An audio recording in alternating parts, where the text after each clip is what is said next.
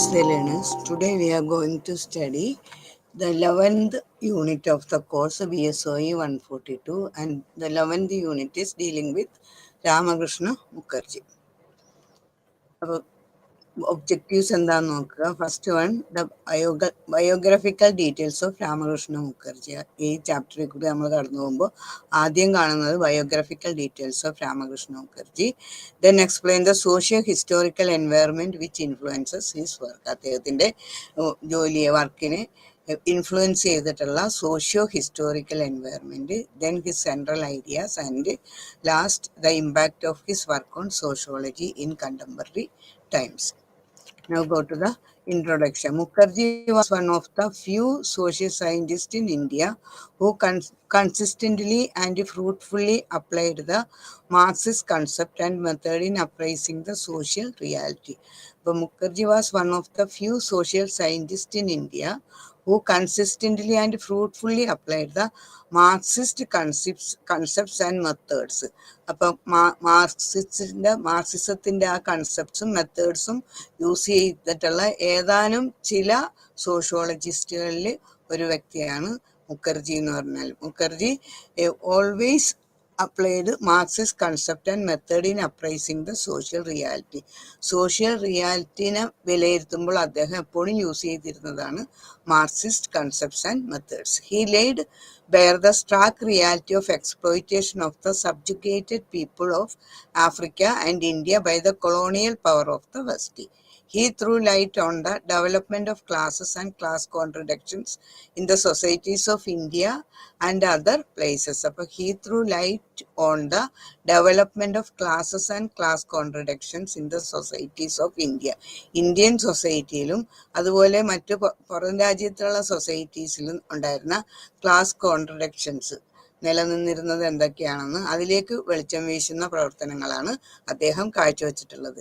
He strongly advocated the adoption of conflict approach in place of the consensual approach in studying social structure and processes. He strongly advocated the adoption of conflict approach. അദ്ദേഹം വളരെ strong ആയിട്ട് തന്നെ ആവശ്യപ്പെട്ടിരുന്നത് ഈ കാര്യങ്ങളൊക്കെ പഠിക്കുമ്പോൾ എവിടെയെങ്കിലും കുഴപ്പങ്ങളുണ്ടെങ്കിൽ എന്തെങ്കിലും കാര്യങ്ങൾ മനസ്സിലാക്കേണ്ട സമയത്ത് കോൺഫ്ലിക്റ്റ് അപ്രോച്ചാണ് യൂസ് ചെയ്യേണ്ടത്, അല്ലാണ്ട് കോൺസെൻഷ്യൽ അപ്രോച്ച് അല്ല സോഷ്യൽ സ്ട്രക്ചറും പ്രോസസ്സും ഒക്കെ പഠിക്കുമ്പോൾ നമ്മൾ യൂസ് ചെയ്യേണ്ടത്. A keen sense of history is manifest in all the works by Mukherjee. അപ്പം മുഖർജിയുടെ എല്ലാ വർക്കിലും a keen sense of history is manifest. അതിൻ്റെ ഹിസ്റ്ററി അതിൽ വളരെ വ്യക്തമാക്കി കാണിക്കുന്നുണ്ട്. We begin this unit with a glimpse into his life. Thereafter we will learn about the main ideas that characterized his work. Biographical സ്കെച്ചിലേക്ക് കടക്കുമ്പോൾ important ആയിട്ടുള്ള കാര്യങ്ങൾ മാത്രം നോക്കിപ്പോവുക. Ramakrishna Mukherjee was born in Jessore in erstwhile Bangladesh on November 7, 1970. His father was Satindranath Mukherjee and mother Sati Rani. അപ്പം അദ്ദേഹത്തിൻ്റെ അച്ഛൻ സതീന്ദ്രനാഥ് മുഖർജിയും അമ്മ സതി റാണി ദേവിയായിരുന്നു. ഈ Satindranath was a self made man who worked as an engineer in the Indian railway. Indian റെയിൽവേയിലെ ഒരു engineer ആയിരുന്നു സതീന്ദ്രനാഥ്. അദ്ദേഹം ഒരു സെൽഫ് മെയ്ഡ് മാനാണ്, ആരുടെയും സഹായം കൂടാതെ സ്വപ്രയത്നത്താൽ വളർന്നു വന്ന ഒരു വ്യക്തിയാണ് സതീന്ദ്രനാഥ്. അപ്പൊ Ramakrishna Mukherjee inherited from his father the conviction of independent and hard labor. അപ്പൊ രാമകൃഷ്ണ മുഖർജി അച്ഛനിൽ നിന്ന് ആ സ്വഭാവം ഏറ്റെടുക്കാനുണ്ടായി. അച്ഛൻ്റെ സ്വഭാവം തന്നെയായിരുന്നു അദ്ദേഹത്തിനും. ഇൻഡിപെൻഡൻ്റ് ആൻഡ് ഹാർഡ് വർക്ക്, എപ്പോഴും നല്ലോണം ഹാർഡ് വർക്ക് ചെയ്യുക, സ്വതന്ത്രമായിട്ട് നിൽക്കുക, അങ്ങനെ വളരുക എന്നുള്ളൊരു ചിന്ത രാമകൃഷ്ണ മുഖർജിയിലും ഉണ്ടായിരുന്നു. പാരമ്പര്യമായിട്ട് അച്ഛൻ്റെ സ്വഭാവത്തിൽ നിന്ന് അദ്ദേഹത്തിന് കിട്ടിയതാണ്.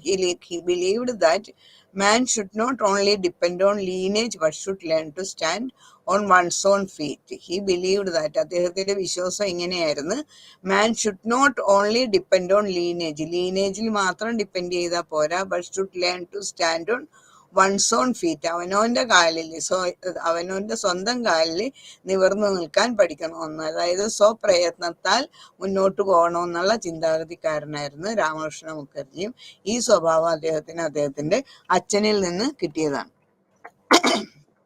Mukherjee was in the main influenced by the dialectics of Marx and Engels. അപ്പോൾ മുഖർജിയുടെ പഠനകാലങ്ങളൊക്കെ കഴിഞ്ഞതിന് ശേഷം അദ്ദേഹം he did his MSc in anthropology from the University of Calcutta with human genetics as a special paper. അതിനുശേഷം he did his PhD on the physical characteristics of the ancient inhabitants of Jebel Moya, Sudan, under the supervisory of Professor J.C. Terovor in 1955. This work was on biometry and not on anthropology. അപ്പോൾ അദ്ദേഹത്തിൻ്റെ PhD work എന്ന് പറഞ്ഞാൽ അത് ബയോമെട്രിയിലായിരുന്നു, biometry and not on anthropology. ആന്ത്രപ്പോളജിയിലല്ല, അദ്ദേഹം ബയോമെട്രിയിലാണ് തൻ്റെ PhD ചെയ്തത്. Mukherjee was in the main influenced by the dialectics of Marx and Engels on the one hand, and by the statistical figure of Professor Prasad Chandra Malhanobis, the particularly his due to statistics. അപ്പം മുഖർജീനെ പ്രത്യേക അദ്ദേഹത്തിൻ്റെ വർക്കുകളിലൊക്കെ എപ്പോഴും Marxist ചിന്താഗതി കാണപ്പെടാറുണ്ടായിരുന്നു. അതുകൊണ്ട് അദ്ദേഹം he's influenced by the dialectics of Marx and Engels. മാർക്സിൻ്റെ ഏഞ്ചൽസിൻ്റെ ഡയലക്ട്സ് വളരെയധികം അദ്ദേഹത്തിനെ സ്വാധീനം ചെയ്തിട്ടുണ്ടായിരുന്നു ഒരു സൈഡിൽ. അതുപോലെ തന്നെ by the statistical figures of professor Prashant Chandra.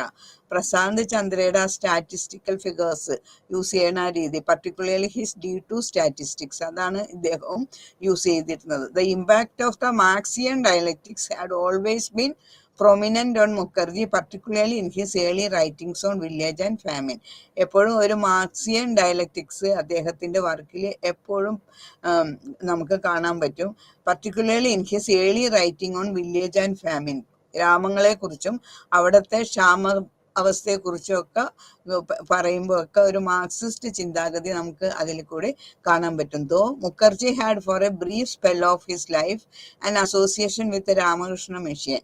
ഇപ്പൊ രാമകൃഷ്ണ മിഷനുമായിട്ട് അദ്ദേഹത്തിന് കുറച്ചു കാലത്തെ പരിചയം ഉണ്ടായിരുന്നുള്ളൂ, പ്രവൃത്തി ഉണ്ടായിരുന്നുള്ളൂ. He join the Bangiya provincial Kisan Sabha of the communist party.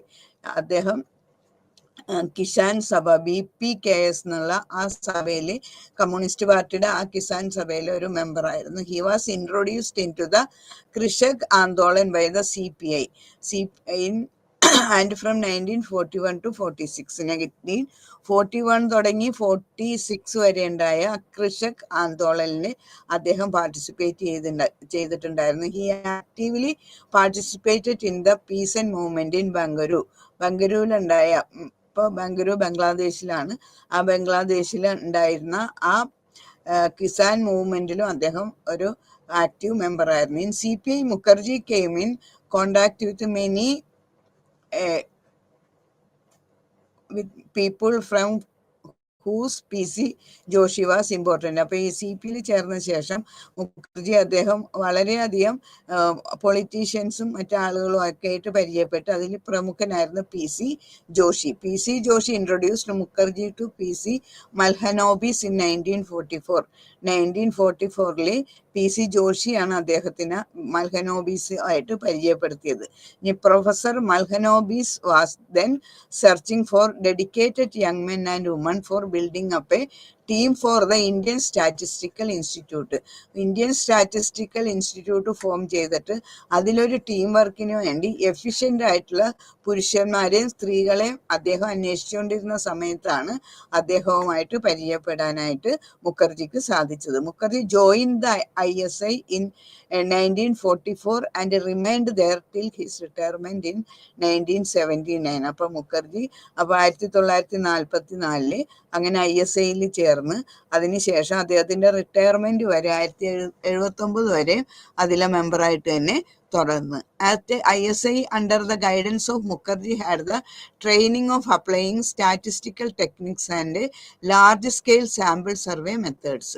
അപ്പോൾ അദ്ദേഹം അങ്ങനെ മുഖർജിക്ക് ട്രെയിനിങ് കിട്ടി, applying statistical techniques and large scale sample survey methods. Large scale sample survey methods എങ്ങനെ കണ്ടക്ട് ചെയ്യാം, അതുപോലെ അതിനായിട്ടുള്ള ലാർജ് സ്കെയിൽ സ്റ്റാറ്റിസ്റ്റിക്കൽ ടെക്നിക്സ് ഒക്കെ എങ്ങനെ അപ്ലൈ ചെയ്യാം എന്നുള്ള കാര്യമൊക്കെ ഈ സമയത്ത് അദ്ദേഹത്തിന് അവിടെ ISIയിൽ നിന്ന് പഠിക്കാൻ പറ്റി. In the study of society and social problems, the അപ്പോൾ സൊസൈറ്റീനെ കുറിച്ചും സോഷ്യൽ പ്രോബ്ലംസിനെ കുറിച്ചും പഠിക്കുമ്പോൾ ഈ മെത്തേഡ്സും ഈ സർവേ മെത്തേഡ്സും ഒക്കെ അദ്ദേഹത്തിന് വളരെ സഹായപ്രദമായിരുന്നു. The culmination of this training resulted in the study of the after effects of the Bengal famine of 1943. 1943 Bengal famine, ബംഗാളിലുണ്ടായ ക്ഷാമത്തിന് ശേഷമുള്ള അവസ്ഥയെക്കുറിച്ച് പഠിക്കാനായിട്ട് ഈ മെത്തേഡ്സ് ഒക്കെ അദ്ദേഹത്തെ കൂടുതൽ സഹായിച്ചു. There were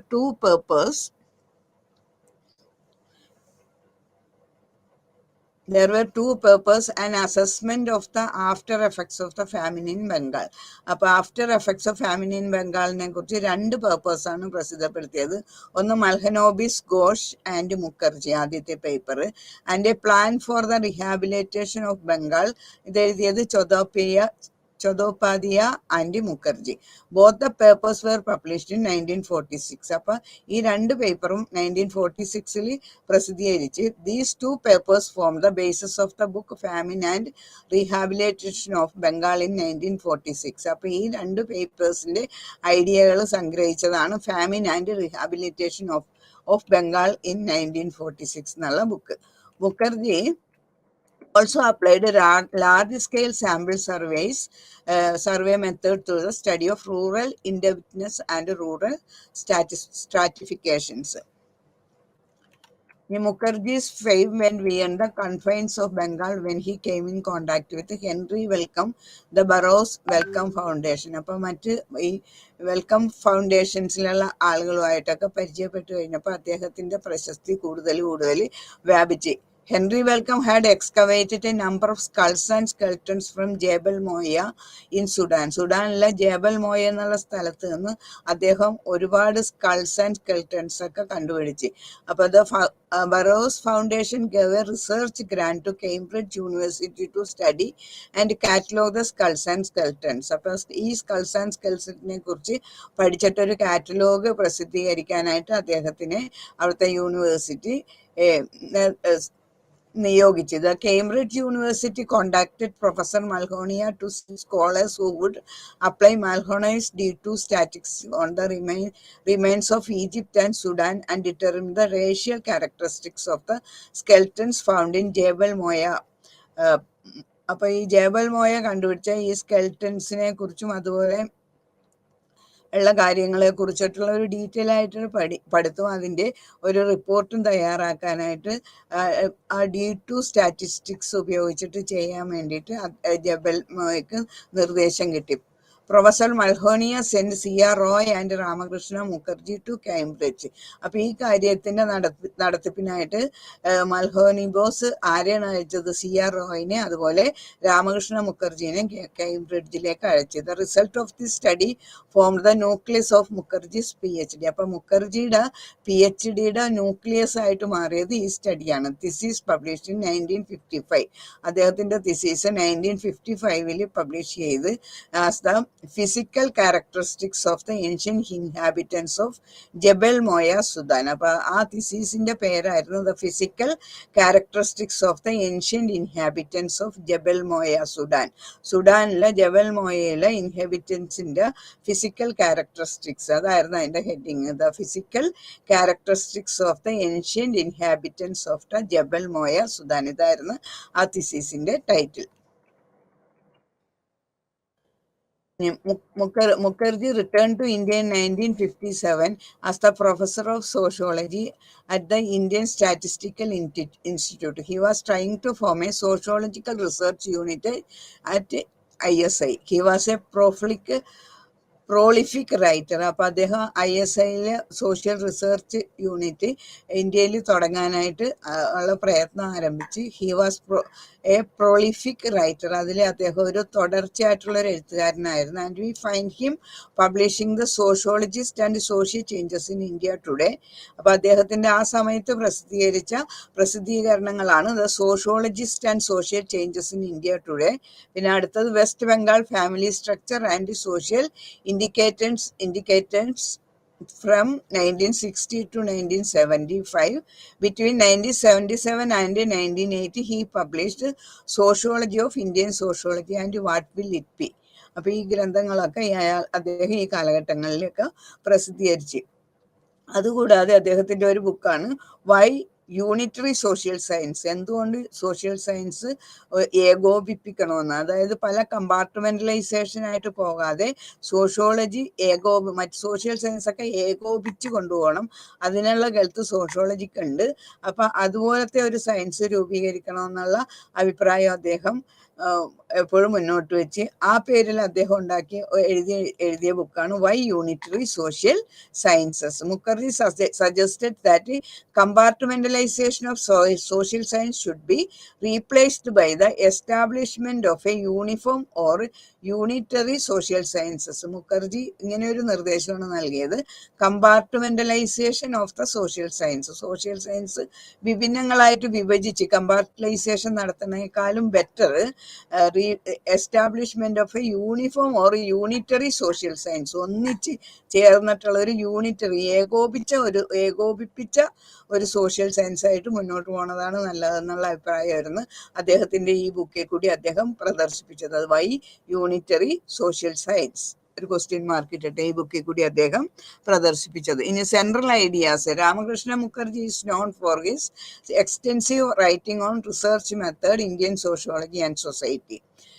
let us learn about his ideas.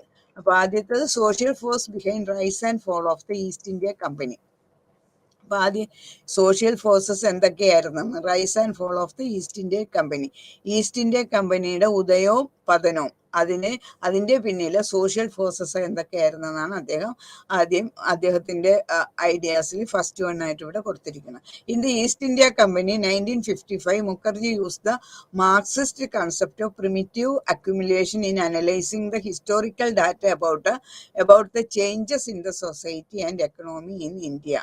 അപ്പൊ എക്കണോമി ഇൻ ഇന്ത്യയിലെ സമൂഹത്തിന്റെയും സമ്പത്തിന്റെയും ആ ചേഞ്ചസ് കൊണ്ടുവരാനായിട്ട് അദ്ദേഹം എന്തൊക്കെ ചേഞ്ചസ് ഉണ്ടായിരുന്നു അത് പഠിക്കാൻ വേണ്ടിയിട്ട് അദ്ദേഹം അത് അനലൈസ് ചെയ്യാൻ യൂസ് ചെയ്തത് ഹിസ്റ്റോറിക്കൽ ഡാറ്റയാണ്. Mukherjee use the Marxist concept of primitive accumulation. മാർക്സിസ്റ്റിന്റെ ആ കൺസെപ്റ്റ് പ്രിമിറ്റീവ് അക്യുമുലേഷൻ യൂസ് ചെയ്തിട്ടുള്ള in analysing the historical data about changes in the society and economy of India which were wrought by the reign of the East India Company. East India ഭരണകാലത്ത് അതിന്റെ പതനത്തിലേക്കും അതുപോലെ അതിന്റെ ഉദയത്തിലേക്കും പതനത്തിലേക്കും നയിച്ച forces എന്താണെന്ന് മനസ്സിലാക്കാനായിട്ട് അദ്ദേഹം Marxist use ചെയ്ത concept of primitive accumulation in analysing the historical data. Historical data analyse ചെയ്യാൻ പ്രിമിറ്റീവ് അക്യുമുലേഷൻ മെത്തേഡാണ് യൂസ് ചെയ്തത് in the society and economy of India. The rise of the company was the result of the growth of mercantile capitalism, and its decline was caused by the decay of mercantile capitalism and the rise of industrial capitalism in India. അപ്പോൾ അതിന്റെ ഉദയം എങ്ങനെ ഉണ്ടായിരുന്നു, അതുപോലെ അതിന്റെ പതനത്തിന് കാരണം എന്താണെന്ന് അദ്ദേഹം ഇവിടെ പറയേണ്ടത്. The rise of the company was the result of the growth of mercantile capitalism. അപ്പോൾ ഈ ഈസ്റ്റ് ഇന്ത്യ കമ്പനിയുടെ ഉദയം നമ്മുടെ ഇന്ത്യയിൽ ഉണ്ടായത് result of the growth of mercantile capitalism, വാണിജ്യ മുതലാളിത്തത്തിന്റെ വളർച്ചയോടുകൂടിയാണ് ഈസ്റ്റ് ഇന്ത്യ കമ്പനിക്ക് ഇവിടെ സ്ഥാനം കിട്ടിയത്, അത് ഉദയം ചെയ്തത്. ആൻഡ് ഇറ്റ്സ് ഡിക്ലൈൻ വാസ്, അതുപോലെ തന്നെ അതിന്റെ നാശം സംഭവിച്ചത്, അതിന്റെ പതനം സംഭവിച്ചത് was caused by the decay of the mercantile capitalism. ആ മെർക്കൻറ്റൈൽ ക്യാപിറ്റലിസം അല്ലെങ്കിൽ വാണിജ്യ മുതലാളിത്തത്തിന്റെ നാശം ആണ് ഈ ഈസ്റ്റ് ഇന്ത്യ കമ്പനിയുടെ നാശത്തിനും കാരണമായത്. ആൻഡ് അതുകൂടാതെ rise of industrial capitalism in ബ്രിട്ടനിൽ ഇൻഡസ്ട്രിയൽ ക്യാപിറ്റലിസത്തിന്റെ ഉദയവും ഇതിന്റെ ഈസ്റ്റ് ഇന്ത്യ കമ്പനിയുടെ പതനത്തിന് ഒരു കാരണമായി തീർന്നു. The whole process was linked with economic and political denudation of India. അപ്പൊ ഇതിൽ അടങ്ങിയിട്ടുള്ള എല്ലാ പ്രോസസ്സും ഇന്ത്യയുടെ സാമ്പത്തികവും രാഷ്ട്രീയവും ആയിട്ടുള്ള അപകീർത്തിക്ക് അല്ലെങ്കിൽ ഇന്ത്യനെ നാണക്കെടുത്തേണ്ട ഒരു പരിപാടിയായിട്ടാണ് മാറിയത്. ഈസ്റ്റ് ഇന്ത്യ കമ്പനി കൊണ്ടുവന്ന നേട്ടങ്ങളും കോട്ടങ്ങളും ഒക്കെ നമ്മൾക്ക് മോശമായിട്ടുള്ള രീതിയിലാണ് ബാധിച്ചത്. Mukherjee shows how the British colonised India through the East India Company with the ulterior motive of exploiting India in order to enrich themselves. And then the British government took over the government of India and fleeced the Indians. Their claim to bear the white man's burden to civilize India, which was portrayed by them as a culturally and economically backward and stagnant society, was റിപ്രിഹെൻസിബിൾ ലൈ. അപ്പൊ ഇവിടുത്തെ backward ആയിട്ടും പിന്നോക്കമായിട്ടും കിടക്കുന്ന സമുദായങ്ങളെ രാഷ്ട്രത്തിന്റെ അവസ്ഥയെയും സാമ്പത്തിക സ്ഥിതിയെയും പുനരുദ്ധരിക്കാനാണ്, അതിനെ വികസിപ്പിക്കാനെന്നുള്ള നാട്യത്തിൽ അവർ ചെയ്തു കൂട്ടിയതൊക്കെ അവരുടെ മാത്രം നേട്ടങ്ങളെ ആഗ്രഹിച്ചുകൊണ്ട് ഉള്ളതായിരുന്നു. അല്ലാണ്ട് ഇന്ത്യക്കാർക്ക് അതുകൊണ്ട് യാതൊരു നേട്ടവും ലഭിക്കില്ലായിരുന്നു. The entire process was connected with the primitive accumulation of capital by the British during the phase of company's rule. Mukherjee analyzed the working of the second process through the activities of different merchant companies of Europe. The cheap moment of primitive accumulation were also followed by the East India Company. അപ്പോൾ the company gained monopoly over trade with India ആയിട്ടുള്ള trade അവർ സുഗന്ധ വ്യഞ്ജനങ്ങളൊക്കെ വിൽക്കാനും വാങ്ങാനും ഉള്ള ആ വേചനയാണ് ഇവിടെ വന്നത്. പക്ഷെ അവരുടെ പിന്നീട് അവരുടെ ഏകാധിപത്യം ഉറപ്പിക്കാനായിട്ട് ആ ബിസിനസ് ഫീൽഡിൽ ഏകാധിപത്യം ഉറപ്പിക്കുക, ഇവിടെയുള്ളതൊക്കെ നശിപ്പിച്ചിട്ട് ഇവിടത്തെയുള്ള കാര്യങ്ങൾ കൊണ്ടുപോയി പുറത്തു കൊണ്ടുപോയിട്ട് വിറ്റ് അധികം പൈസ വസൂലാക്കുക, അവർക്ക് സമൃദ്ധി ഉണ്ടാകുക, അങ്ങനെ ഒരു ചിന്താഗതിയായിരുന്നു ഈസ്റ്റ് ഇന്ത്യ കമ്പനിക്ക് ഉണ്ടായിരുന്നത്. The grand of royal charter at home, be victory in was with other European merchants having connections with India, gain of favor of the disunited Indian rulers by means of flattery, bribery, chicanery and finally. അപ്പൊ ഇവിടെയുള്ള Indian rulers ആണെങ്കിൽ പരസ്പരം കലഹിച്ചും അതുപോലെ unity ഇല്ലാണ്ട് മുന്നോട്ട് പോയതും അവർക്ക് ഇവിടെ നിന്നു പോകാനായിട്ട് കൂടുതൽ ബലം കൊടുത്തു. Military victory over them and their subject. Mukherjee shows with a mass of historical data the nature of loot and plunder of India the company and its official began and perpetrated. അപ്പൊ മുഖർജി തന്റെ പ്രവർത്തനങ്ങളിലൂടെ തന്റെ ഗ്രന്ഥത്തിലൂടെ അവരുടെ നമ്മളെ നശിപ്പിക്കാനുള്ള ശ്രമവും ഇവിടത്തെ ആ സ്വത്തുക്കള് അവർക്ക് നേട്ടങ്ങളാക്കി മാറ്റാനുണ്ടായ സൂത്രങ്ങളും എല്ലാം വളരെ വ്യക്തമായിട്ട് എഴുതി പിടിപ്പിക്കേണ്ടായി. Contrary to the propaganda of promotion of freedom and justice and good governance in India by the English, the British Parliament and government and the British people in general accused in company's game of guile and bribes of corruption and treachery, exposing the worst side of human character. അപ്പൊ human ക്യാരക്ടറിന്റെ ഏറ്റവും മോശമായ ഒരു സ്വഭാവമാണ് അവരിവിടെ കാണിച്ചത്. അതായത് നല്ല കാര്യം പറഞ്ഞിട്ട് മോശമായിട്ട് പ്രവർത്തിക്കുക, ചതിക്കുക, ചതിയിൽ കൂടി നേട്ടങ്ങൾ ഉണ്ടാക്കുക എന്നുള്ള ഒരു ഇതാണ്. അങ്ങനെ അവരുടെ അവസാനം അവർക്ക് തന്നെ പതനം സംഭവിക്കുകയും ചെയ്തു. അപ്പൊ ഈ കാര്യങ്ങളൊക്കെ അദ്ദേഹം ഇതിൽ കൂടി വളരെ വ്യക്തമായിട്ട് അദ്ദേഹത്തിന്റെ ലേഖനങ്ങളിൽ കൂടി വ്യക്തമായിട്ട് വെളിച്ചത്ത് കൊണ്ടുവന്നിട്ടുണ്ട്. ഇനി റൂറൽ എക്കണോമി ആൻഡ് സൊസൈറ്റി, അദ്ദേഹത്തിന്റെ അടുത്ത ഒരു ഐഡിയ ആണ് റൂറൽ എക്കണോമി ആൻഡ് സൊസൈറ്റി, ഗ്രാമീണ സമ്പദ് വ്യവസ്ഥയും സൊസൈറ്റിയും. Mukherjee's Sixth Village of Bengal is a study on the relationship existing between the village on the one hand and the wider economic structure on the other. അപ്പൊ അദ്ദേഹത്തിന്റെ 6 villages of Bengal എന്നുള്ള ആ study കാണിക്കുന്നത് on the relationship existing between the village on one hand. അപ്പൊ ഒരു സൈഡിൽ വില്ലേജും മറ്റു സൈഡിൽ അതിന്റെ എക്കണോമിക് സ്ട്രക്ചറും അത് തമ്മിലുള്ള ബന്ധത്തിനെ കാണിക്കുന്നതാണ് ഈ 6 Village of Bengal എന്നുള്ള ആ ബുക്കിലെ study. The book is divided in to 4 chapters. ബുക്കിൽ അതിൽ 4 ചാപ്റ്റർ ആയിട്ടാണ് ഡിവൈഡ് ചെയ്തേക്കുന്നത്. All the 6 villages are from the East while East Pakistan. അപ്പൊ അദ്ദേഹം 6 villages ആണ് ഇതിനു വേണ്ടി തെരഞ്ഞെടുത്തത് ഈസ്റ്റ് പാകിസ്ഥാനിൽ നിന്ന്. Of the 6 villages chosen, 5 were in the interior part while the 6th one was near the town. അതിൽ 5 എണ്ണം ഇന്റീരിയർ പാർട്ടിൽ നിന്നും ബാക്കി ഒരെണ്ണം അതിന്റെ ടൗണുമായിട്ട് അടുത്ത ഭാഗത്ത് ഉള്ള വില്ലേജുമാണ് അദ്ദേഹം ഇതിനായിട്ട് സെലക്ട് ചെയ്തത്. The villages had similar kinds of physical characteristics. അപ്പൊ അദ്ദേഹം തെരഞ്ഞെടുത്ത വില്ലേജുകൾക്കൊക്കെ ഫിസിക്കൽ ക്യാരക്ടറിസ്റ്റിക്സ് ഒക്കെ ഏതാണ്ട് ഒരേപോലെ ഉള്ളതായിരുന്നു. ആറബിൾ arable land, huts, tanks, etc. And the population consists of people from Hindu and Muslim communities. ഈ രണ്ട് കമ്മ്യൂണിറ്റീസിലുള്ള ആളുകളും ഈ ഗ്രാമങ്ങളിൽ ഉണ്ടായിരുന്നു. Mukherjee discusses the religious group of the villages and also their administrative organization. He gives an account of the different caste groups in the village. ആ വില്ലേജിൽ ഉണ്ടായ different cast ഗ്രൂപ്പ്സിനെ കുറിച്ചും അദ്ദേഹം ഇതിനകത്ത് എക്സ്പ്ലെയിൻ ചെയ്തിട്ടുണ്ട്. And shows the inter relationship of the groups. ആ കാസ്റ്റിന്റെ അടക്കമുള്ള ഗ്രൂപ്പുകളുടെ ഇന്റർ റിലേഷൻഷിപ്സ് എങ്ങനെയാണ്, inter marriage between two caste, അതുപോലെ if any the nature of the ഫാമിലിയുടെ nature, the relationship existing between the village and the local union boards, police station and the district board. അപ്പോൾ ഇതൊക്കെ തമ്മിലുള്ള ബന്ധങ്ങൾ. He also give a detailed account of the kind of food of the വില്ലേജസിന്റെ ഭക്ഷണ രീതി, dress ദേ wear, അവരുടെ വസ്ത്ര രീതി, അതുപോലെ the types of diseases they suffer from, അവര് ഏതെല്ലാം ഡിസീസിനാൽ ബുദ്ധിമുട്ടുന്നുണ്ട്, അസുഖബാധിതരാണ്, അതുപോലെ the festivals in and around the വില്ലേജിലുള്ള ഫെസ്റ്റിവൽസും ഒക്കെ എന്തൊക്കെയാണെന്ന്, ചുറ്റിനുമുള്ള അവരുടെ ഫെസ്റ്റിവൽസ്, ആഘോഷവേളകളൊക്കെ എന്തൊക്കെയാണ്. He discuss the sources of water supply in the village and notes that intoxication is almost absent in this village. അതുപോലെ തന്നെ വാട്ടർ സപ്ലൈ ഒക്കെ ശരിക്കായി വില്ലേജസിലുണ്ടോ.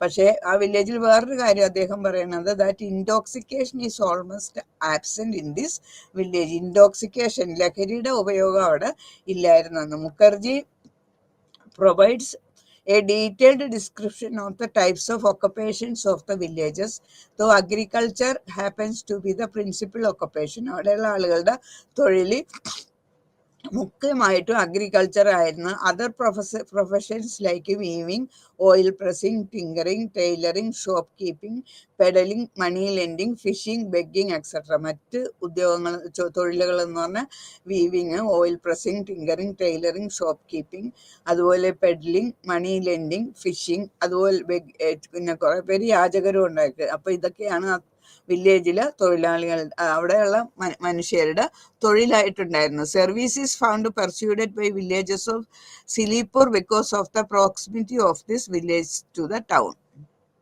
Mukherjee then gives a detailed account of the nature of the soil. അതുപോലെ തന്നെ അദ്ദേഹം ഓരോരോ കാര്യങ്ങളും അവരെ സംബന്ധിച്ചുള്ള എല്ലാ കാര്യങ്ങളും വളരെ വിശദമായിട്ട് തൻ്റെ പുസ്തകത്തിൽ വിശദീകരിച്ചിട്ടുണ്ട്. അതുപോലെ അവിടുത്തെ മണ്ണിൻ്റെ സ്വഭാവം എങ്ങനെയായിരുന്നു, ക്ലൈമറ്റ് എങ്ങനെയായിരുന്നു, ഇറിഗേഷൻ ഫെസിലിറ്റീസ് എങ്ങനെയായിരുന്നു, ഇതെല്ലാം അദ്ദേഹത്തിൻ്റെ വർക്കിൽ കൂടി ചൂണ്ടിക്കാണിച്ചിട്ടുണ്ട്. With the help of tables he shows the types of cultivation done by the villages throughout the year in the 6 villages.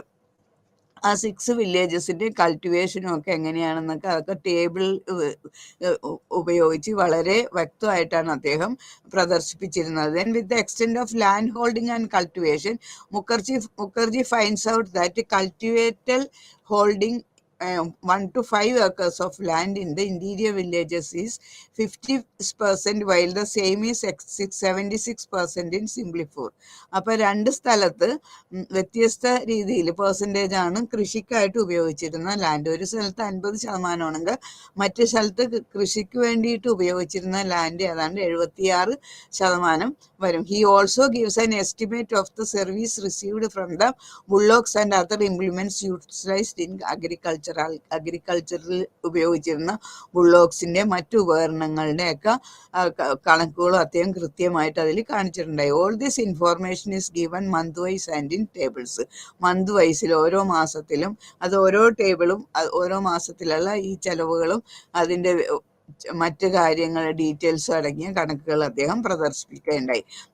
അപ്പം ഇനി അദ്ദേഹം the first argument that Mukherjee gives with respect of to economic differentiation is that the distribution of the households under their per capita income is considerably asymmetrical in 1941-42. 41-42 അവരുടെ per capita income ഒരു asymmetrical ആയിരുന്നു എന്നാണ് അദ്ദേഹം പറയുന്നത്. The data of Mukherjee reveals that through the range of per capita income spreads from 11 to above ₹500. അപ്പൊ അദ്ദേഹം 3 കാറ്റഗറിയിൽ അവരുടെ ഇൻകം കണ്ടുപിടിച്ച്. കുറെ ആളുകളുടെ ഇൻകം എന്ന് പറഞ്ഞാൽ per capital income of the majority of the people restricted between 11 to 150. അപ്പൊ കുറെ പേര് ₹11 തുടങ്ങി ₹500 മുകളിലേക്ക് ഇൻകം ഉള്ള കുറെ പേരുണ്ടായി. വേറെ കുറെ ആളുകളുടെ ആണെങ്കിൽ 11 to 150 ആയിരുന്നു. എന്നാൽ അതിനും താഴെ വേറെ കുറെ പേരുടെ 11 to 50 ആയിരുന്നു അവരുടെ ഇൻകം. അപ്പൊ ആ ഇൻകത്തിൽ വളരെ അധികം വ്യത്യാസമുണ്ട്. അപ്പൊ ഈ മൂന്ന് കൂട്ടരെ അദ്ദേഹം 3 ക്ലാസ് ആയിട്ട് ഡിവൈഡ് ചെയ്ത് ക്ലാസ് 1, ക്ലാസ് 2 ആൻഡ് ക്ലാസ് 3 എന്നുള്ള. Class 1 11 to 500 above, class 2 11 to 150 and class 3 11 to 50 എന്നുള്ള ആ ഇൻകം ഗ്രൂപ്പിനെ പെടുത്തി. അപ്പൊ ഈ ക്ലാസ് 1 ഉള്ളതൊക്കെ ക്ലാസ് 1 എന്ന് പറഞ്ഞാൽ വളരെ വലിയ ഇൻകം ഉള്ള ആളുകളായിരുന്നു. So class 1 is made up of professional groups and service holders, jotedars, zamindars and rich farmers. Class 2 ഉള്ള ആളുകൾ എന്ന് പറഞ്ഞാൽ ryot, artisan, small trader and non cultivating owners.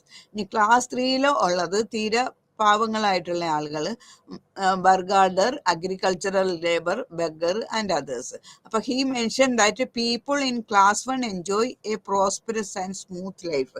അപ്പൊ ക്ലാസ് 1 ഉള്ള ആളുകൾ വളരെ പ്രോസ്പെറസും സ്മൂത്തും ആയിട്ടുള്ള ജീവിതമാണ് നയിച്ചിരുന്നെങ്കിൽ class 2 maintain a bare living and class 3 maintain a bare living and class 2 lies somewhere in between. അപ്പൊ ക്ലാസ് 1 വളരെ പോഷ് ലൈഫ്, ക്ലാസ് 3 ആണെങ്കിൽ വളരെ മോശമായിട്ടുള്ള ലൈഫ്, ക്ലാസ് 2 എന്ന് പറഞ്ഞാൽ ഈ രണ്ടു കൂട്ടർക്കും ഇടക്കുള്ള രീതിയിലുള്ള ഒരു ജീവിതം. അതാണ് ഈ ക്ലാസ് 2ന്റെ ജീവിതം എന്ന് പറഞ്ഞാൽ. അങ്ങനെ 3 വ്യത്യസ്ത തട്ടുകളിലാക്കി അദ്ദേഹം ആളുകളെ ഡിവൈഡ് ചെയ്ത്. With the passage of time these 3 classes experienced changes and deterioration occurred from 1921 to 1941 because of war and famine.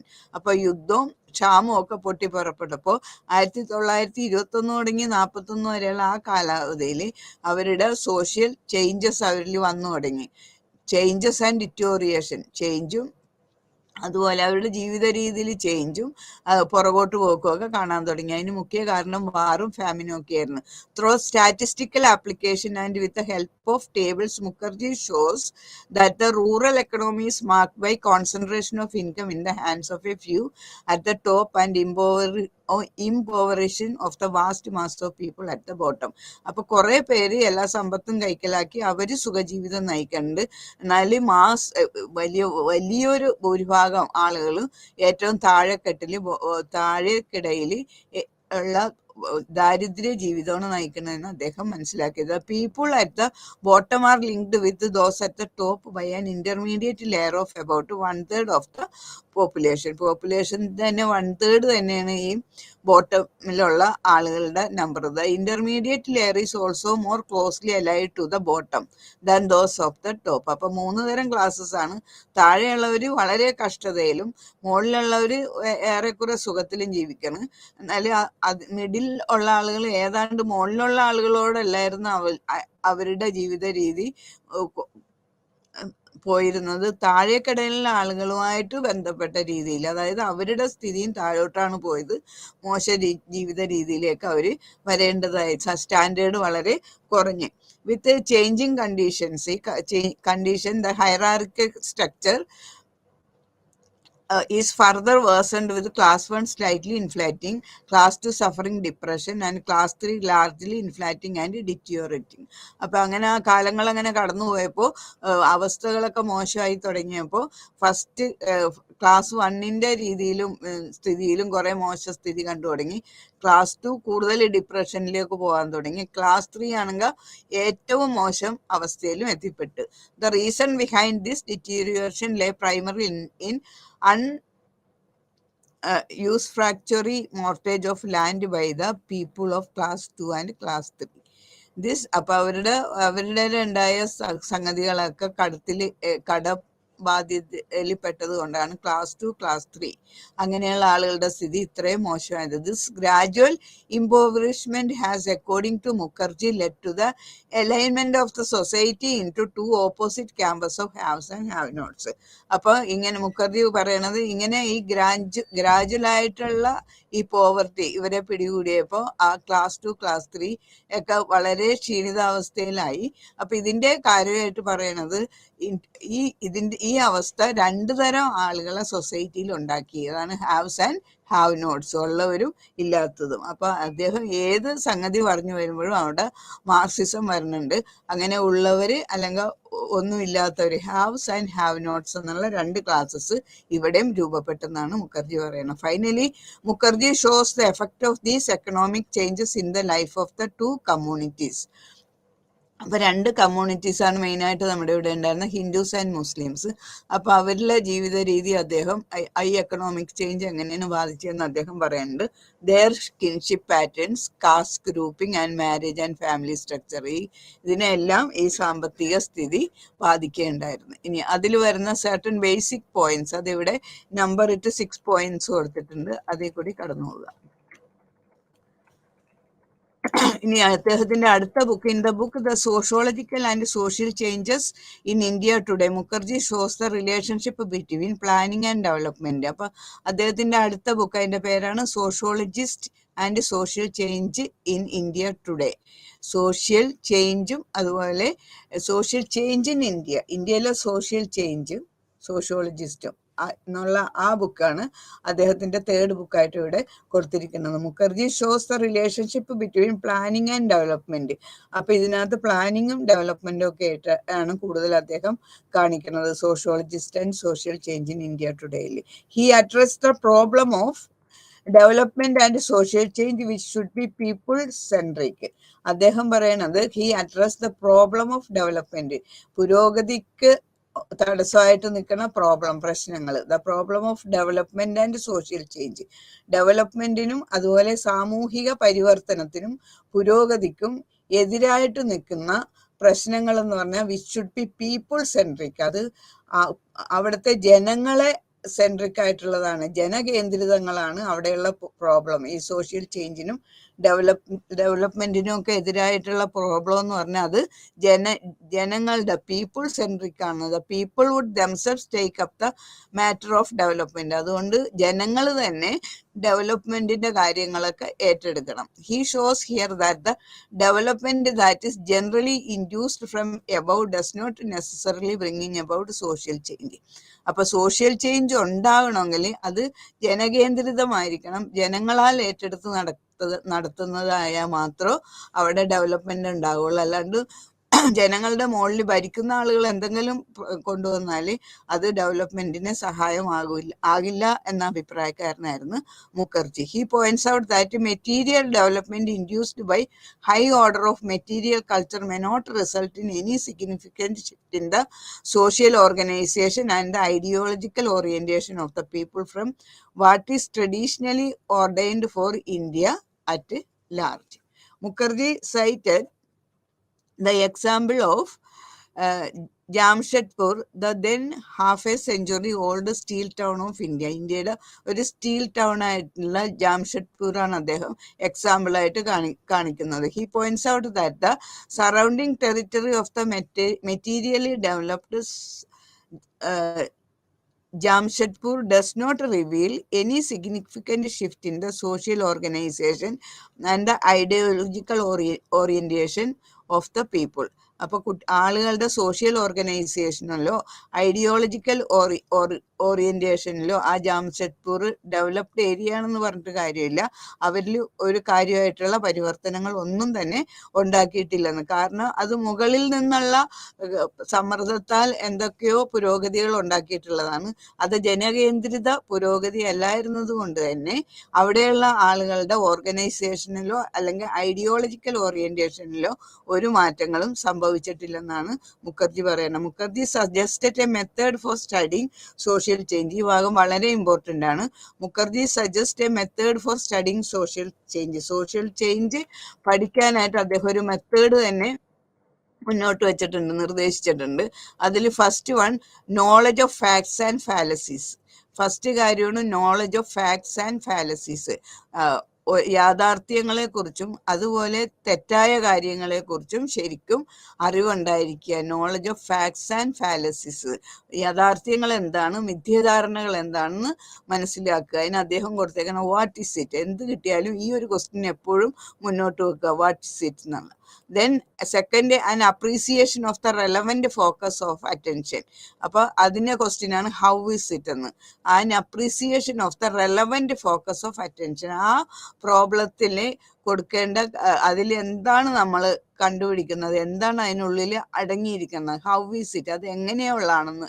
ഏത് കാര്യം എടുത്താലും അത് ആദ്യം എന്താണെന്ന് നോക്കുക, ഇനി അത് എങ്ങനെയുള്ളതാണെന്ന് അറിയുക, ഹൗ ഈസ് ഇറ്റ്. അതുപോലെ third, orientation to further research.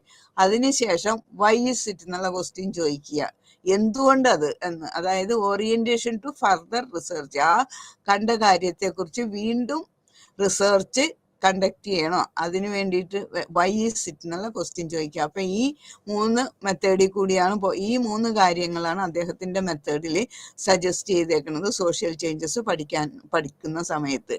What is it, how is it and why is it. Mukherjee unfolds in this book the integration of socio-cultural aspect of social change and development with the economic aspect. His methodology is humanistic in the sense that believes in the full-fledged development of Indian society. അദ്ദേഹത്തിന്റെ methodology എന്ന് പറഞ്ഞാൽ humanistic in the sense, ഒരു രീതി നോക്കുകയാണെങ്കിൽ അത് humanistic ആണ്. That he believes in the full fledged development of Indian society. Indian സൊസൈറ്റിയുടെ മുഴുവൻ രൂപത്തിലുള്ള ഉന്നതി, അതാണ് അദ്ദേഹം അവിടെ ഒരു രാജ്യത്തിന്റെ ആ സ്ഥലത്തിന്റെ അല്ലെങ്കിൽ ഏതെങ്കിലും ഒരു ഫാക്ടേഴ്സിന്റെ മാത്രം ഡെവലപ്മെന്റ് അല്ല മെയിൻ ചെയ്തത്, അവിടെ ഉള്ള ആളുകളോടൊപ്പം പരിസ്ഥിതി മുകളിലേക്ക് പോവുക എന്നുള്ളത്, ഡെവലപ്മെന്റ് ചെയ്യുക എന്നുള്ളത്, അതാണ് അദ്ദേഹം ഊന്നൽ നൽകിയത്. His methodology is humanistic in the sense that he believes in the full fledged development of Indian society. ഇനി അടുത്തത് സോഷ്യോളജി ഓഫ് ഇന്ത്യൻ സോഷ്യോളജി. അടുത്ത ഐഡിയയാണ് മുഖർജിയുടെ sociology of Indian sociology. Sociology of Indian sociology 1978 ഈ ബുക്ക് പ്രസിദ്ധീകരിച്ചത്.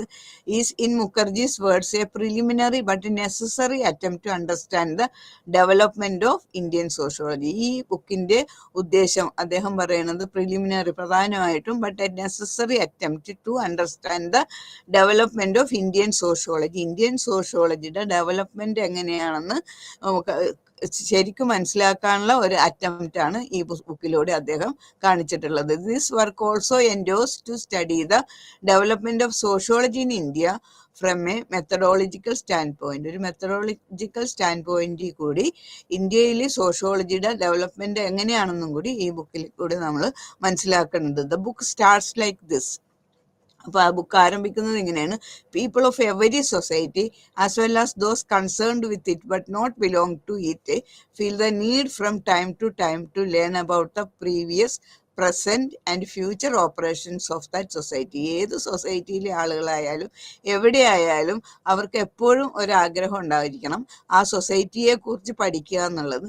സൊസൈറ്റിയെ കുറിച്ച് പഠിക്കുക എന്ന് പറഞ്ഞാൽ അതിൻ്റെ പ്രീവിയസ്, കഴിഞ്ഞ കാലങ്ങൾ, പാസ്റ്റ് പഠിക്കുക, present and the future operations എന്താണെന്ന് ശ്രദ്ധിക്കുക. ഈ 3 കാര്യത്തിൽ കൂടി കടന്നുപോയിട്ടായിരിക്കണം ഒരു സൊസൈറ്റിയെ കുറിച്ച് പഠിക്കേണ്ടത്. അതിൻ്റെ പഴമ എന്താണ്, വർത്തമാനം എന്താണ്, അതുപോലെ ഭാവിയിലെ കാര്യങ്ങൾ എങ്ങനെ ഓപ്പറേറ്റ് ചെയ്യണം, ഈ കാര്യങ്ങൾ എപ്പോഴും ചിന്തയിൽ ഉണ്ടായിരിക്കണം ഒരു സൊസൈറ്റിയെ കുറിച്ച് പഠിക്കുമ്പോൾ. Learning about Indian society started from the Vedic period and the book tries to give an account of the entire history of Indian sociology.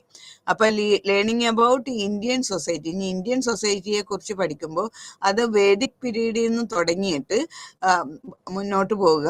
And give an account of the entire history, അങ്ങനെ entire history of Indian sociology. Indian സോഷ്യോളജിയുടെ ഒരു മുഴുവൻ history, മുഴുവൻ ചരിത്രം തന്നെ അവിടെ പ്രസിദ്ധീകരിക്കേണ്ടത് ആവശ്യമാണ്. It divides the history of this development into 2 phases. അപ്പോൾ ഈ ഹിസ്റ്ററി അതിന്റെ പുരോഗതിയെ 2 ഫേസ് ആയിട്ട് കാണുന്നുണ്ട്. അപ്പൊ ഈ ഇന്ത്യൻ സോഷ്യോളജിയുടെ വളർച്ച അല്ലെങ്കിൽ ഡെവലപ്മെന്റ് അതിന്റെ ആ ഹിസ്റ്ററിക്ക് 2 ഫേസസ് ഉണ്ടെന്നാണ് മുഖർജി പറയുന്നത്. First one pre sociological period, sociology ഉണ്ടാകുന്നതിന് മുമ്പുള്ള period pre sociological period, and second one sociological period, sociology ഉദയം ചെയ്തതിന് ശേഷമുള്ളത്, അതോടൊപ്പമുള്ള മുന്നോട്ടുള്ള കാലഘട്ടം. അങ്ങനെ 2 ഫേസസ് ആണുള്ളത്. First one pre sociological period and second sociological period. These 2 periods are represented by certain reference group. അപ്പൊ ഈ 2 പീരീഡും ചില റെഫറൻസ് ഗ്രൂപ്പ് അതിനകത്ത് ഉൾപ്പെട്ടിട്ടുണ്ട്. ആ റെഫറൻസ് ഗ്രൂപ്പ് എന്ന് പറയുന്ന ഒന്ന് പ്രീ സോഷ്യോളജിക്കൽ ആൻഡ് ഈ സോഷ്യോളജിക്കൽ റെഫറൻസ് ഗ്രൂപ്പ്. അങ്ങനെ 2 റെഫറൻസ് ഗ്രൂപ്പുകളുണ്ട് ഈ പീരീഡുകളെ കുറിച്ച് പഠിക്കുമ്പോൾ. ഒന്ന് pre sociological reference group, second one sociological reference group. ഇനി social philosophers, policy makers, policy promoters, proto sociologist constitute the pre sociological reference group. ഇനി പ്രീ സോഷ്യോളജിക്കൽ റെഫറൻസ് ഗ്രൂപ്പിൽ ആരൊക്കെയാണ് ഉൾപ്പെടുന്നത്? അതിൽ first one social philosophers, second policy makers, third policy promoters, fourth proto sociologist constitute the pre sociological reference group. ഇനി sociological reference group ആരൊക്കെയാണ് ഉൾപ്പെടുന്നതെന്നാണ് പിന്നീട് പറയുന്നത്. അതായത് it includes pioneers 1920s to 40s, അതുപോലെ മോഡേണൈസേഴ്സ് 1950 തുടങ്ങിയിട്ടുള്ളത്, ഇൻസൈഡേഴ്സ് 1960s, പിന്നെ pace makers 1970s and non conformist 1970s. The social philosophers were preliminary present in Indian society. അപ്പോൾ the policy makers include the social reformers and the exclusively concerned with the society in question. Like the social philosophers, their focus on the social question is limited by the place, time, people, dimensions of areas represented by the society. അപ്പോൾ ഈ ഓരോ ഗ്രൂപ്പുകാരുടെ കർത്തവ്യങ്ങളും അവർ എന്തൊക്കെ കാര്യങ്ങളാണ് ചെയ്ത് മുന്നോട്ട് പോകേണ്ടതെന്നാണ് ഇവിടെ പറയുന്നത്. Policy promoters include, polity promoters എന്ന് പറയുന്നത് ആരെയൊക്കെയാണ്? Include the administrators and information gatherers. അഡ്മിനിസ്ട്രേറ്റേഴ്സും ഇൻഫോർമേഷൻ ഗാദേഴ്സും ആണ് അവരവരുടെ ജോലി ചെയ്യുക. Their focus on the social question limited to the society but not in the same way as that of the social philosophers or policy makers. അപ്പോൾ ഓരോരുത്തർക്കും അവരുടേതായ ഒരു പർട്ടിക്കുലർ വർക്ക് ഉണ്ട്, അത് അവരവർ ചെയ്യുക, അല്ലാണ്ട് ഒരാൾ ചെയ്യണതല്ല മറ്റേ മേക്കേഴ്സ് ചെയ്യേണ്ടത്. Sociologist emerging from the already established disciplines of social science look at the social questions from a perspective which is different from other 3 groups. മറ്റു 3 ഗ്രൂപ്പുകാർ ചെയ്തതിനും ഒക്കെ അപ്പുറമായിട്ട് കുറെ കാര്യങ്ങൾ സോഷ്യൽ ക്വസ്റ്റ്യൻസ് നോക്കിയിട്ട് അതിനുള്ള ആൻസർ കണ്ടുപിടിക്കാൻ ശ്രമിക്കുകയാണ് പ്രോട്ടോ സോഷ്യോളജിസ്റ്റ് ചെയ്യേണ്ടത്. അതുപോലെ modernisers emerged in the Republic of India. They denounce the historical approach, the pseudo scientific and adopted the structural functional approach. The insiders were interested in the spread of behavioural science prevalent in the United States in those days. They were also trying to consolidate the cognitive historical and Marxist trend that were already there in the time of the pioneers and the modernizers. അപ്പോൾ ഇനി അദ്ദേഹം ഇവിടെ ഏത് കാര്യം പഠിക്കുമ്പോഴും അദ്ദേഹം ഒരു methodology കൊണ്ടുവന്നിട്ടുണ്ട്. ആ മെത്തഡോളജിയുടെ പ്രത്യേക ഭാഗങ്ങൾ എന്തൊക്കെയാണെന്നും അദ്ദേഹം വളരെ വ്യക്തമായിട്ട് പറഞ്ഞിട്ടുണ്ട്. Mukherjee seeks to analyse this development from the perspective of 5 questions. അപ്പൊ ഈ സോഷ്യോളജിയുടെ ഡെവലപ്മെന്റ് പഠിക്കാൻ നേരത്ത് അദ്ദേഹം പറഞ്ഞിരിക്കുന്ന ഒരു 5 ക്വസ്റ്റ്യൻസ് കൊടുത്തിട്ടുണ്ട്. ആ ഡെവലപ്മെന്റിന്റെ കാഴ്ചപ്പാടുകൾ കാണാനായിട്ട് ശ്രമിക്കുമ്പോൾ ഈ 5 ക്വസ്റ്റ്യനുള്ള ആൻസർ എപ്പോഴും കണ്ടുപിടിക്കണമെന്നാണ് അദ്ദേഹം പറഞ്ഞേക്കുന്നത്. ഇത് അദ്ദേഹത്തിന്റെ മെത്തഡോളജിയുടെ ഒരു പ്രത്യേകതയാണ്. അത് first question what is it, second one how is it, third why is it, fourth what will it be, and fourth what should it be. അപ്പൊ ഓരോ കാര്യത്തെക്കുറിച്ച് പഠിക്കുന്ന നേരത്തും വാട്ട്സ് ഇറ്റ് അത് എന്താണെന്ന് മനസ്സിലാക്കുക, ഹൗ ഈസ് ഇറ്റ് അത് എങ്ങനെയാണെന്ന് മനസ്സിലാക്കുക, പിന്നെ വൈ ഈസ് ഇറ്റ് അത് എന്തുകൊണ്ടാണെന്ന് മനസ്സിലാക്കുക, ഇനി വാട്ട് വിൽ ഇറ്റ് ബി അപ്പൊ ഡെവലപ്പാണ് ചെയ്യാനുള്ള. അപ്പൊ ഇപ്പൊ ഉള്ള സ്ഥിതിയിൽ നിന്ന് ഇനി അത് എന്തായി മാറണമെന്ന് ശ്രദ്ധിക്കുക. What will it be, then what should it be, അത് കഴിഞ്ഞിട്ട് ആയി കഴിയുമ്പോൾ അതിലെന്തെങ്കിലും പോരായ്മകൾ ഉണ്ടായിരുന്നെങ്കിൽ അത് എങ്ങനെയായിരിക്കണമായിരുന്നു എന്ന് ചിന്തിക്കുക. അതാണ് വാട്ട് ഷുഡ് ഇറ്റ് ബി. അപ്പൊ ഈ 5 ക്വസ്റ്റ്യൻസിന്റെ ആൻസർ നോക്കിയിട്ട് വേണം ഡെവലപ്മെന്റിനെ വിലയിരുത്താനാണെന്ന് ആണ് മുഖർജി പറഞ്ഞേക്കുന്നത്. What is it, how is it, why is it, what will it be, and what should it be. He stated that any phenomena of society are to be studied from the perspective of these 5 questions, both from their positive and negative standpoints. അപ്പൊ അദ്ദേഹം പറയുന്ന ഏത് social phenomena പഠിക്കാൻ നേരത്തും, സൊസൈറ്റിയെ സംബന്ധിച്ച ഏത് phenomena പഠിക്കാൻ നേരത്തും ഈ 5 ക്വസ്റ്റ്യൻസിന്റെ ആൻസർ 2 ഡയറക്ഷനിൽ കൂടി, പോസിറ്റീവായിട്ടും നെഗറ്റീവ് സ്റ്റാൻഡ് പോയിന്റിൽ നിന്നിട്ടും പോസിറ്റീവ് സ്റ്റാൻഡ് പോയിന്റിൽ നിന്നിട്ടും ഈ ക്വസ്റ്റ്യൻസിന്റെ ആൻസർ കണ്ടുപിടിക്കാൻ ശ്രമിക്കേണ്ടതാണ്. He further points out that these 5 questions have to be asked in chronological sequence for an objective comprehension of any variable phenomena. The reference groups differ from one another because of their preferential emphasis on the 5 above stated questions. ഇനി അടുത്ത ഭാഗമാണ് sociology and society. എന്ന് വളരെ important ആയിട്ടുള്ള ഒരു, ഇപ്പൊ Indian സോഷ്യോളജിയുടെ development അതൊരു ഇമ്പോർട്ടൻ്റ് ഭാഗമാണ്. അതുപോലെ തന്നെ പ്രധാനപ്പെട്ട ഒരു ഭാഗമാണ് സോഷ്യോളജി ആൻഡ് സൊസൈറ്റി, സോഷ്യോളജിയും സൊസൈറ്റി എന്നുള്ളത്. Sociology denotes the science of society. Sociology എന്താണെന്നാണ് നമ്മൾ പറയുന്നത്? That is the science of society. സൊസൈറ്റിയുടെ സയൻസ് ആണ് sociology. Society could be conceived of as a complex whole of individuals and groups who are systematically integrated in terms of. അപ്പൊ society എന്ന് പറഞ്ഞാൽ it is conceived of as a complex whole. സൊസൈറ്റിനെ നമ്മളൊരു complex whole, ഒരു സങ്കീർണമായിട്ടുള്ള ഒരു വലിയ complex whole of individuals and groups. അതിൽ ഉൾപ്പെടുന്നത് individuals, groups are systematically integrated in terms of. അത് ഒരു സിസ്റ്റമാറ്റിക് ആയിട്ട് ഇന്റഗ്രേറ്റ് ചെയ്യണേണ് ഇൻഡിവിജ്വൽസും ഗ്രൂപ്പ്സും ഒക്കെ അവിടെ. അത് എന്തിൽ കൂടിയാണ് ഇങ്ങനെ ഇന്റഗ്രേറ്റ് ചെയ്യണത്? Actions and interactions, social behaviour, അതുപോലെ സോഷ്യൽ റിലേഷൻഷിപ്പ്, ഇതിൽ കൂടിയൊക്കെയാണ് അവർ സിസ്റ്റമാറ്റിക്കലി ഇന്റഗ്രേറ്റ് ചെയ്യണത്. This whole is organised and sustained purpose lead to the emergence of motivating agencies of social institution. അപ്പൊ ദ ഹോൾ ഈസ് ഓർഗനൈസ്ഡ്, ഈ മുഴുവൻ മൊത്തത്തിൽ സൊസൈറ്റി എന്നുള്ളത് it is organised and sustained purposes lead to the emergence of motivating agencies of social institutions. അപ്പൊ അതിന്റെ പ്രവർത്തനങ്ങൾ സന്തുലിതാവസ്ഥയിൽ മുന്നോട്ട് ശരിക്കും പോകേണ്ടതിനായിട്ട് മോട്ടിവേറ്റിംഗ് ഏജൻസീസ് ഉണ്ട്. അതാണ് സോഷ്യൽ ഇൻസ്റ്റിറ്റ്യൂഷൻസ്. ഇനി social institution consolidate the individual within a system of material and immaterial things. അപ്പൊ social institutions അവിടെയുള്ള ഇൻഡിവിജ്വൽസിനെ ഒരു സിസ്റ്റത്തിൽ ആക്കണം, within a system of material and immaterial things. അവിടെ മെറ്റീരിയൽ തിങ്സ് ഉണ്ട്, ഇമ്മെറ്റീരിയൽ തിങ്സ് ഉണ്ട് സൊസൈറ്റിയിൽ. They also impart to them a character beyond individuality. The institutions operate through collectivities of individuals who are consolidated into social groups. അപ്പൊ the institution operations മുന്നോട്ട് പോകുന്നത് ഇൻഡിവിജ്വൽസിന്റെ ഒരു കളക്ടിവിറ്റീസ് കൊണ്ടാണ്, ഒരു കൂട്ടായ്മയോടുകൂടിയാണ്. ഈ കൂട്ടായ്മയാണ് നമ്മൾ സോഷ്യൽ ഗ്രൂപ്പ്സ് എന്ന് പറയുന്നത്. The groups are formed in many ways in accordance with institutions which produce one or the other kind of group. അപ്പൊ ഏത് തരം ഗ്രൂപ്പാണ്? ഗ്രൂപ്പ് പല തരം ഗ്രൂപ്പുകളുണ്ട്. പ്രൈമറി ഗ്രൂപ്പ് ഉണ്ട്, സെക്കൻഡറി ഗ്രൂപ്പ് ഉണ്ട്. അപ്പൊ ഗ്രൂപ്പ് ഏതാണെന്ന് വെച്ചാൽ അതിന്റെ പരിസ്ഥിതി അനുസരിച്ചിട്ട്, അത് എവിടെയാണ്, ഏത് ഇൻസ്റ്റിറ്റ്യൂഷനായിട്ട് ബന്ധപ്പെട്ട് എന്താണ് പ്രൊഡ്യൂസ് ചെയ്യാനായിട്ട് ഉദ്ദേശിക്കുന്നത്, അതനുസരിച്ച് ഗ്രൂപ്പിന് ഒരു രൂപം ലഭിക്കുകയാണ്. For example, the institution of families linked with kin groups. അപ്പൊ ഫാമിലി എന്നുള്ള ഇൻസ്റ്റിറ്റ്യൂഷൻ അവിടെ അതെന്തിനാലാണ്? കിൻ ഗ്രൂപ്പിനാലാണ് ഉണ്ടാക്കിയിരിക്കുന്നത്.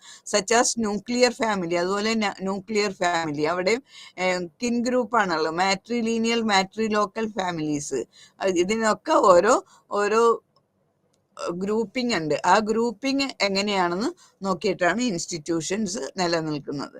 Society is an entity which conditions the lives of people and also allows for undersigned individuals variations with the limits of കാഷ്വൽനെസ്.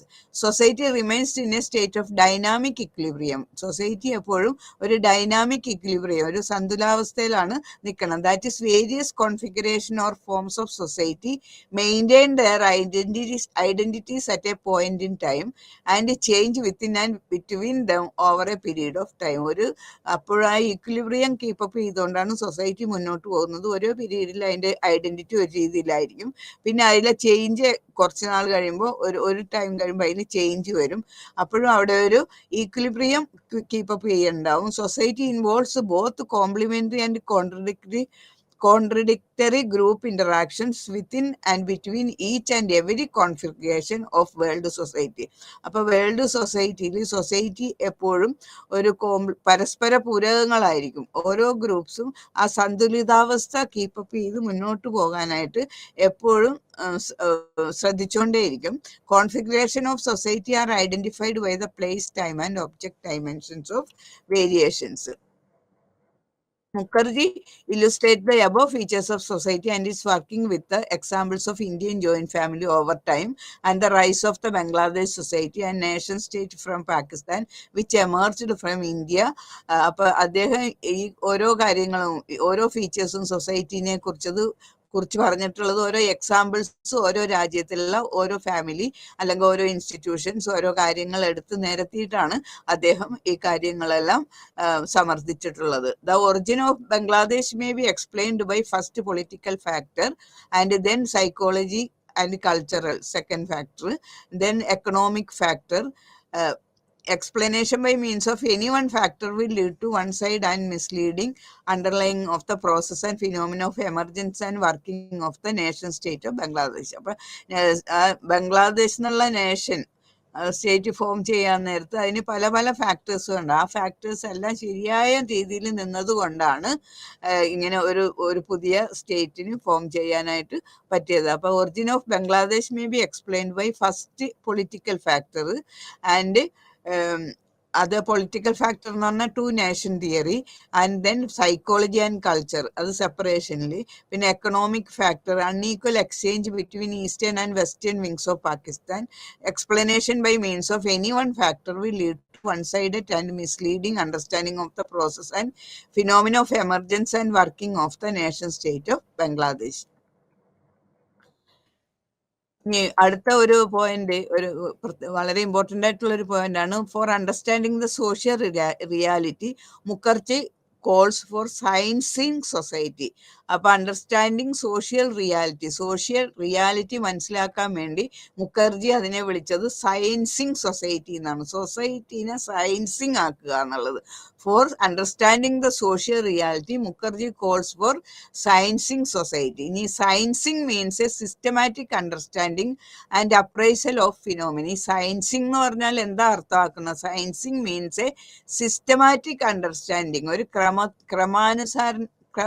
ക്രമാനുസൃതമായിട്ടുള്ള മനസ്സിലാക്കൽ, അതുപോലെ വിലയിരുത്തൽ of A phenomena. ഒരു പ്രതിഭാസത്തിന് വളരെ ചിട്ടയോടുകൂടി ക്രമത്തോടുകൂടി മനസ്സിലാക്കുകയും വിലയിരുത്തുകയും ചെയ്യുന്നതിനെയാണ് സയൻസിങ് എന്ന വേർഡ് കൊണ്ട് ഇവിടെ മുഖർജി മീൻ ചെയ്യുന്നത്. Sciencing of the phenomena of society requires the conjoint pursuit of answers of 5 questions.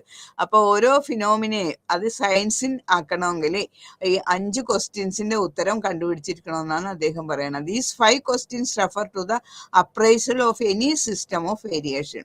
ഈ 5 ക്വസ്റ്റ്യൻസ് ആണ് ക്വസ്റ്റ്യൻസ് വിലയിരുത്തും ആ സിസ്റ്റത്തിന്റെ വേരിയേഷൻസ് ഒക്കെ എങ്ങനെയാണെന്നുള്ളത്. അപ്പൊ ദ ഫസ്റ്റ് ക്വസ്റ്റ്യൻ നേരത്തെ പറഞ്ഞ പോലെ തന്നെ what is it refer to the description of any system. ഏതൊരു സിസ്റ്റം ആയാലും അതിന്റെ വിവരണത്തിന് ഏറ്റവും ആദ്യം വേണ്ടത് അതെന്താണെന്ന് മനസ്സിലാക്കുക. അതാണ് first question, what is it. Second question how is it. അത് ഹൗ ഇസ് ഇറ്റ് എന്ന് ചോദിക്കുന്നത് എന്തിനു വേണ്ടിയിട്ടാണ്? Relates to its classification. അതിന്റെ ക്ലാസിഫിക്കേഷനുമായിട്ട് റിലേറ്റ് ചെയ്തിട്ട് and analysis of its internal articulation and variation as well as and interrelationship with other system. അതൊക്കെ മനസ്സിലാക്കാൻ വേണ്ടിയാണ് ഹൗ ഇസ് ഇറ്റ് എന്നുള്ള ക്വസ്റ്റ്യൻ ചോദിക്കണം. ഇനി the third question why is it. എന്തുകൊണ്ടാണെന്ന് ആ ക്വസ്റ്റ്യൻ ഉത്ഭവിക്കുന്നത് എന്തിനു വേണ്ടിയിട്ടാണ്? Refers to an explanation or its causality. അതിന്റെ വിവരണവും അതുപോലെ കാര്യകാരണ സഹിതം വിവരണം നൽകണതിനാണ് വൈ ഇസ് ഇറ്റ് എന്ന് പറയുന്നത്. That is casualty of the working and change in any change in and of the system. It is especially urgent in case of supra-systematic changes. Example, explanation of substitution feudalism by capitalism. The fourth question എന്ന് പറഞ്ഞാൽ what will it be. അപ്പൊ ഇതിന് ശേഷം എന്തായിരുന്നു, what will it B, പിന്നീട് എന്താകും എന്നുള്ളത്, what will it be. അപ്പൊ എന്താണ്, എങ്ങനെയാണ്, എന്തുകൊണ്ടാണെന്നൊക്കെ ചോദിച്ചു കഴിഞ്ഞാൽ പിന്നെ ഫോർത്ത് ക്വസ്റ്റ്യൻ ആണ് what it will be. Lead to the predictability of the structure. അപ്പൊ സ്ട്രക്ചറിന്റെ പ്രഡിക്റ്റബിലിറ്റി അറിയാൻ വേണ്ടിയിട്ടാണ് fourth question what will it be. Function and process of the system of variation in the future. അപ്പൊ ഫ്യൂച്ചറിൽ അതിന്റെ predictability അറിയാൻ വേണ്ടി വാട്ട് വിൽ ഇറ്റ് ബി എന്നുള്ള fourth question. Then the fifth question what should it be. അത് എന്തായിരിക്കണം, എന്തോ ആയിത്തീർന്നു, പക്ഷെ അത് എന്ത് ആയിരിക്കണമായിരുന്നു. ദ ഫിഫ്ത്ത് ക്വസ്റ്റ്യൻ, അതാണ് fifth question is concerned with desirability of the changes suggested or proposed. ആഗ്രഹിച്ചിരുന്ന മാറ്റങ്ങൾ അല്ലെങ്കിൽ പ്രൊപ്പോസ് ചെയ്ത് നിർദ്ദേശിച്ചിരുന്ന കാര്യങ്ങൾ അത് എങ്ങനെയായിരിക്കണമായിരുന്നു, അതാണ് fifth question what should it be. അപ്പൊ ഈ 5 ക്വസ്റ്റ്യൻസിന്റെ ആൻസർ കിട്ടിക്കഴിഞ്ഞിട്ടുണ്ടെങ്കിൽ കറക്റ്റ് ആയിട്ടുള്ള മെത്തഡോളജിയാണ് ഫോളോ ചെയ്യണത് ആ പ്രോബ്ലം മനസ്സിലാക്കാനായിട്ട്. Sciencing means systematic understanding and appraisal of phenomena. അപ്പൊ ഈ സിസ്റ്റമാറ്റിക് അണ്ടർസ്റ്റാൻഡിങ്ങും അപ്രൈസൽ ഓഫ് ഫിനോമിനൊക്കെ ഹെൽപ്പ് ചെയ്യണ 5 ക്വസ്റ്റ്യൻസ് ആണ് ഇവിടെ തന്നിരിക്കണം. What is it, how is it, then why is it, then what will it be, then last what should it B.